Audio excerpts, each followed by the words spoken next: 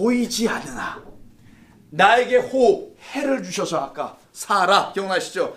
호흡을 주셔서 내 안에서 나를 살아있는 자라고 알게 해주는 생명의 아들로 이 땅에 오신 예수 그리스도를 내 안에 말씀과 생명이란 씨로 넣어주시고자 하시는 일, 이걸 구원, 이걸 은혜의 역사라고 하는 겁니다. 이거를 보여주시는 사건이 이 가운데서 나타나는데 이들이 어떻게 해요? 보고서는 염생이 같다 이렇게 비웃고 말았던 거야. 그러니 그 아들이 세상에 태어날 때 이삭이 어떻게 나왔을까요? 애비가 히히히 웃으니 그 옆에 있는 누구도 웃느냐 볼까요? 이거 전부 다 웃어. 오늘 봐요. 18절 아브라함이 이에 하나님께 아뢰되 이스마엘이나 하나님 앞에 살기를 원하나이다. 무슨 말이에요? 이미 하갈로 난 아들이 있잖아요.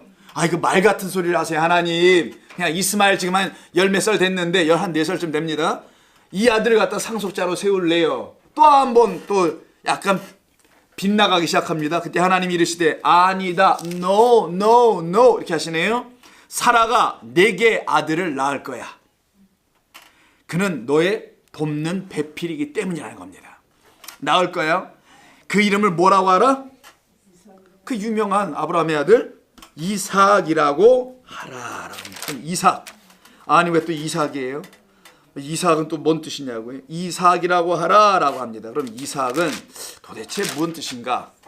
이삭은 아까 아브라함이 끽끽 웃었죠?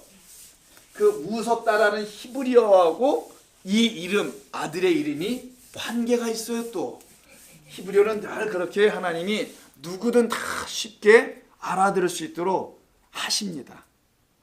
하나님은 그렇게 친절하신 분이에요. 히브리어를 아나 모르나 어떤 사람의 설명을 들으면 쉽게 이해할 수 있도록 하나님께 장치를 마련해 놓으신 것 뿐인 거예요. 아브라함이 웃었다 하죠. 웃었다. 웃다 뭐 웃었다. 영어로는 laugh겠네요. 자, 이런 단어를 쓰는데 히브리어로는 이걸 뭐냐면 자하크라고 해요. 좀 어려워요 발음이. 그죠? 자하크. 가래 나오는 소리가 이게. 얘는 가래 나오는 소리. 아까 요런 거 있었죠. 호흡이라는 거. 근데 요거에 여기 끝에 가서 이게 붙었어. 여기 요 글자예요. 붙으면 뭐냐면은 울타리를 친 집 같은 거예요. 그래서 요것을 딱 그리면 이게 성전 같은 것을 의미하는 거예요. 집. 이 단어가 자하크. 좀 어려워요. 그죠? 이건 자이라고 하고 하트라고 하고 카프라고 하는데 이건 자이는 무기예요. 딱 봐도 여러분 등산할 때처럼 이거 뭐라 그러지? 이거 찍는 거? 아이고 그 알파인 등산하면 이건 확 찍잖아요. 얼음에다가. 비슷하게 생겼죠? 이게 꽃게기 같은 거. 무기입니다. 꽃게기는 주여 우리가 등산을 꽃게기를 찍어가면서 할 수도 있습니다. 예.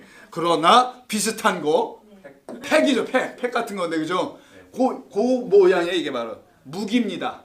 그래서 이건 무기라는 뜻을 갖고 있어요. 자, 어쨌든 뭐 그런 뜻이라는 거 아시고 자하크라는 거예요. 이게 웃었다예요. 근데 이 이름과 상당히 아니 사실은 똑같은 이름으로 나타나기 시작합니다. 어떻게 나타나는지 한번 볼까요? 자, 시간을 잠깐 보고 시간이 있습니다. 자, 어떤 이름이냐면 이삭이라는 이름이 나오는데 여러분 성경에 19절에 이름을 이삭이라고 했죠. 자, 이삭은 좀 전에 웃었다는 말과 관계가 있다고 하니까 자카가 웃음이겠네요. 자, 여기서 나온 말이 아유, 제가 잘못 썼네. 이게 자인이 아니야. 최. 이건 낚시바늘. 아이고, 큰 실수할 뻔했네. 최하크예요. 발음이 더 어렵네. 어쨌든 뭐 그런 소리. 이게 웃었다는데, 자, 여기다가 이삭 하니까 요 말이 하나 돌아가죠. 이삭. 요거를 삭이라고 발음한 거예요. 지금 사카크인데 우리 한국말로는. 자, 사카크인데 그냥 삭. 이삭. 그럼 이가 하나 더 붙어야 되겠네. 삭에는 사카크라는 요 단어가 다 들어간 거예요. 자카크. 한글로 써보죠. 요 말이. 요 자음 세 개로 되어 있는 요 말이 이삭이라는 삭자 이름에 다 들어가 있고 우리말로 다 줄여버렸어. 능력이 대단해. 왜냐면 시옷도 있어, 기억도 있어. 아주 우리는 이게 조합형 글자잖아. 이게 흐트러 놓는 게 아니라 그러니까 다 담았어요. 이걸 세 개를 작 이렇게 말하는 거라서. 그럼 이자가 없어요. 이가. 아까 기억나세요? 사라의 요 이 맨 끝에 있던 거 사라의 이름은 사례라고 했죠.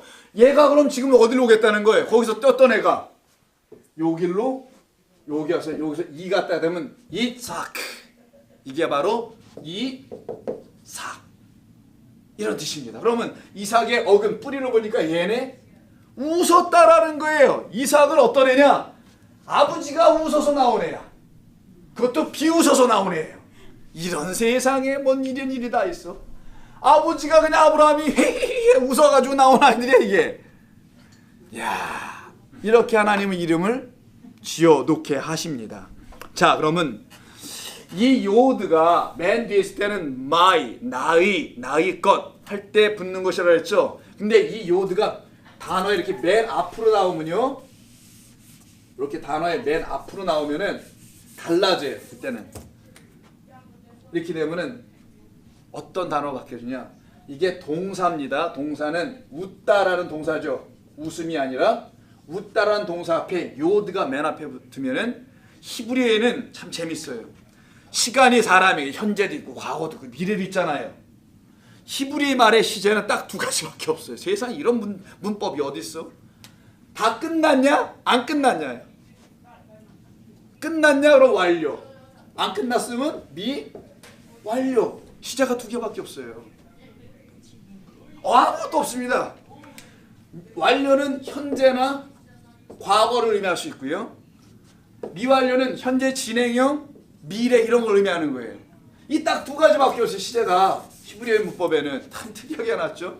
누구든 쉽게 이야기하려는 것이 아니고 하나님의 역사, 하나님의 말씀은 이루어진 것, 안 이루어진 것, 앞으로 이루어질 것, 이미 이루어진 것, 이 두 가지만 설명하고 있는 거기 때문에 히브리어라는 문법 자체가 완료, 미완료로만 갖게 된 것 같아 보이면 이거 제 추측입니다. 성경을 이해하면서 갖게 되는 그런 의미밖에 이해가 안 돼. 이게 지금 제가 볼 때는 하나님의 말씀이 다 완료돼 있죠. 이미 완성돼 있죠. 사실은. 근데 그게 앞으로 인간에 펼쳐지는, 수평적으로 펼쳐지는 시간이라는 그 거리를 걸어가는 우리의 크로놀로지컬한 이런 수평적인 시간을 살아가는 한 걸음 한 걸음 가자는 한 살 한 살 먹으면서 그곳에 쫙 펼쳐놓았으니 우리는 당장 앞에 있는 거 그것도 많이 봐야 1초도 못 봐. 우리는 1초 앞도 못 보잖아요. 그래서요. 1초 앞도 못 보는 우리에게 쫙 펼쳐 역사 가운데서 하나님이 다 미리미리 해놓으신 거, 그것이 바로 미완료라는 의미예요. 자, 그러면 요드가 쓰면은 어떤 의미 되냐? 이 두 시제 중에서 오늘 히브리어 문법을 공부하네 우리가. 참 뭔 일이야? 이걸 이해하려고 하는 겁니다. 미완료에 해당되는 거예요. 미완료. 그럼 이루어졌다 안 이루어졌다? 이루어질 것이다 라는 말이죠. 이삭, 그 이름을 하사크라고 하면 비웃는 걸로 끝납니다. 그런데 그가 이 땅에 오면은 어떻게 될 것이다? 그냥 비웃게도 안 돼. 그는 웃을 것이다. 박장대소하면 웃게 할 것이다. 이런 의미가 있는 거예요. 이게 이삭의 이름의 뜻이에요. 웃는 자가 됩니다. 그래서 이삭의 이름이 하사크에서 이 하사크로 바뀌는 거예요.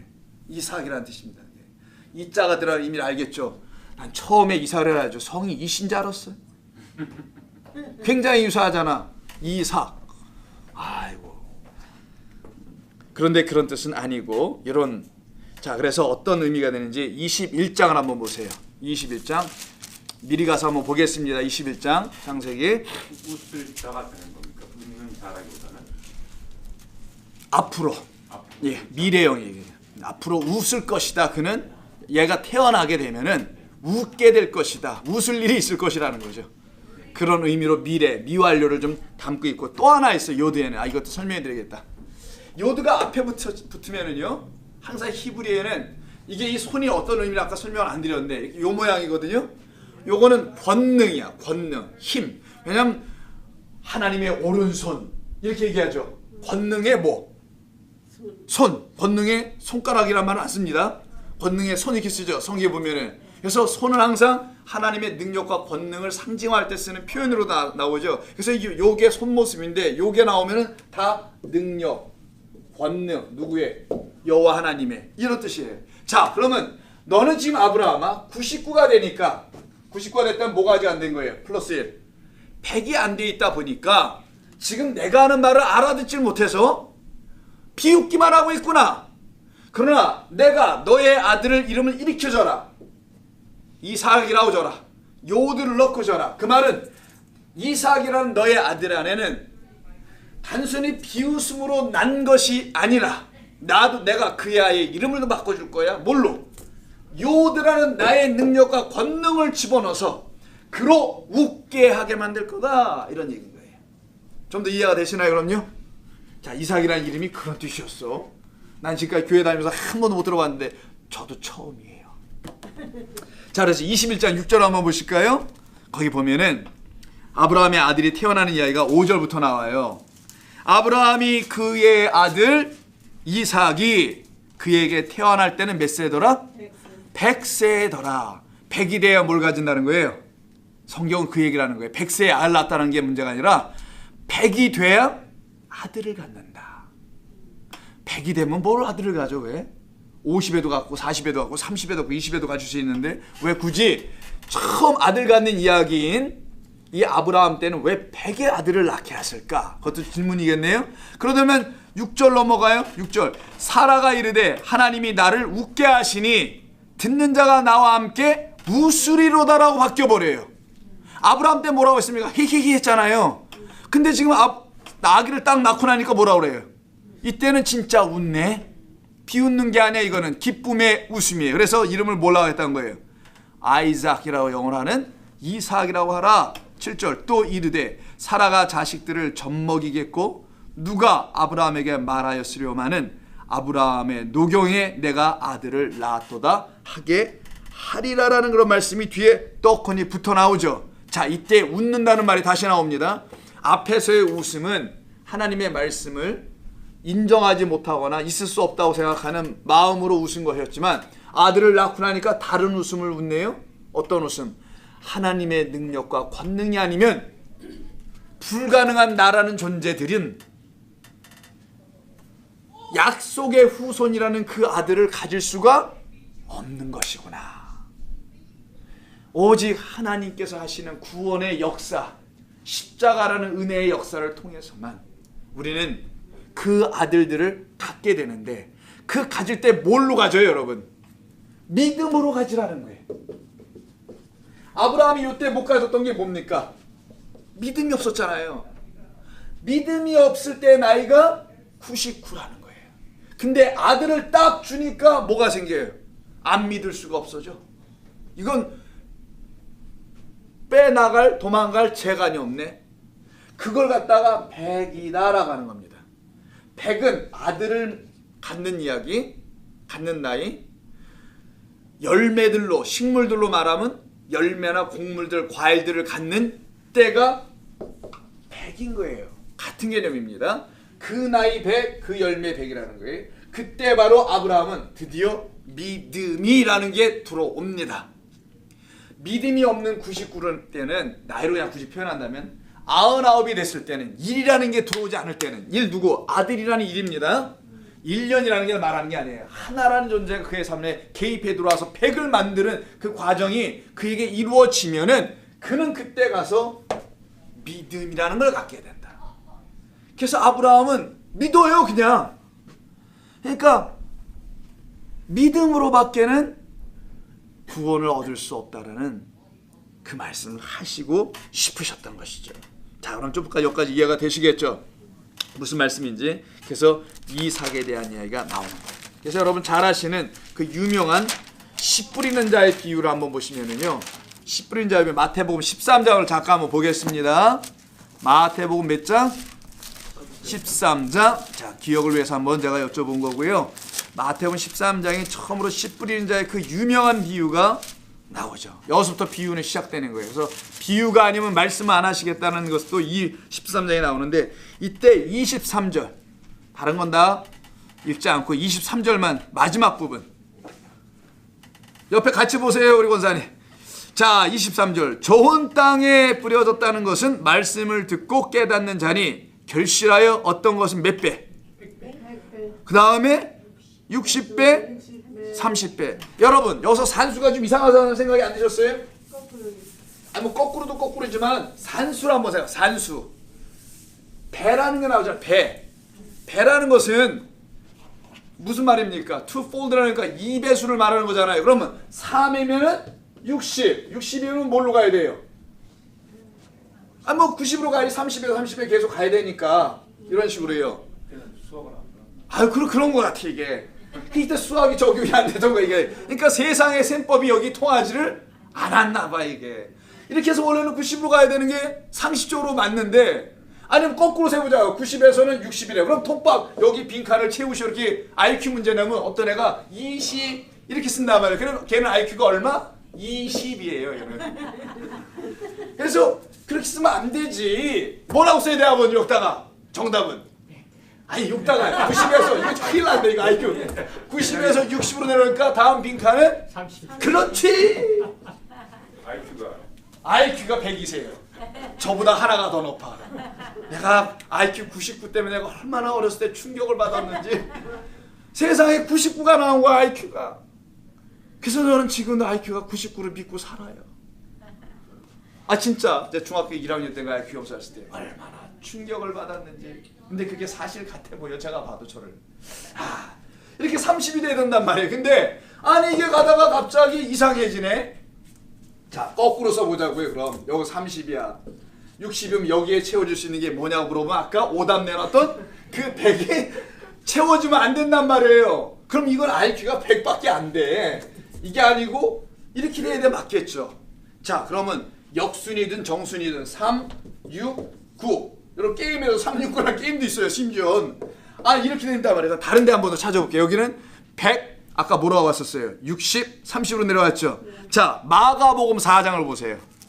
다음이 마가복음이잖아요. 마가복음 4장 20절 보시면 여기도 씨 뿌린 자의 비유.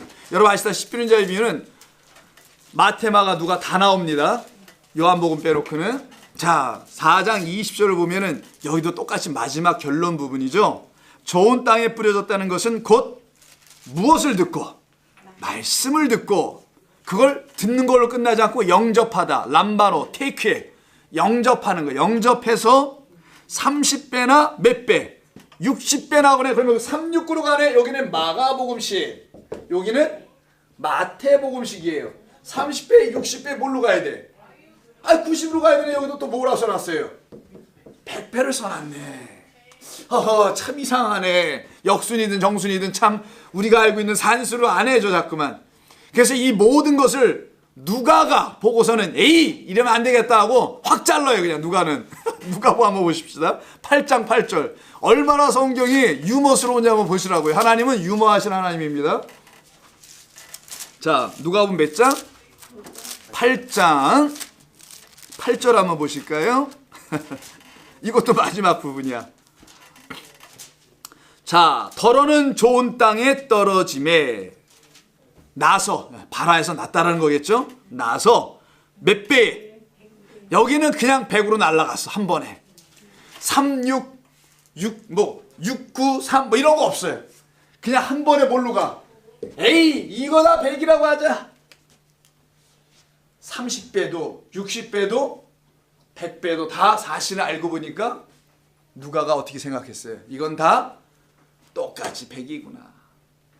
30 심으면 30 나온다, 이런 의미도 있을 수 있겠지. 이거 다 100이다. 그러니까 전부 다 100이야. 그러면 여기서 우리가 궁금해지는 게 있어요. 왜 굳이 숫자를 30으로 했을까? 이렇게도 할 수 있잖아요.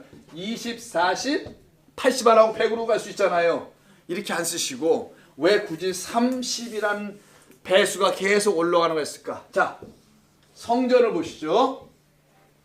솔로몬이 지은 성전은 위로 올라가요, 이렇게. 모세로 하여금 지은 것은 동서로 갑니다. 그러니까 횡이야, 이거는. 횡. 여기는 종. 이렇게 줘요. 여기는 탑이야. 여기는 탑이 없어. 쌓는 게 없어.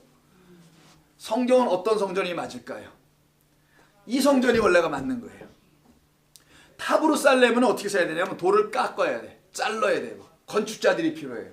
근데 여기는 그럴 필요가 없어요. 그냥 갖다가 쫙 깔아 놓으면 되는 거야. 이거 뭐 어렵지도 않아, 이렇게 대단히. 그런데 여기 방이 똑같이 칸은 3칸이에요. 이 칸을 이렇게 뒤집은 거야. 따다다다다다다 세웠어. 이거 이렇게 세워본 거야, 이렇게. 세우니까 종이 돼서 이렇게 바뀌어버리는, 이게 솔로몬 성전입니다. 솔로몬 성전이 이렇게 있는데 요때 각 층의 높이가 얼마였을까요? 그렇지. 눈치가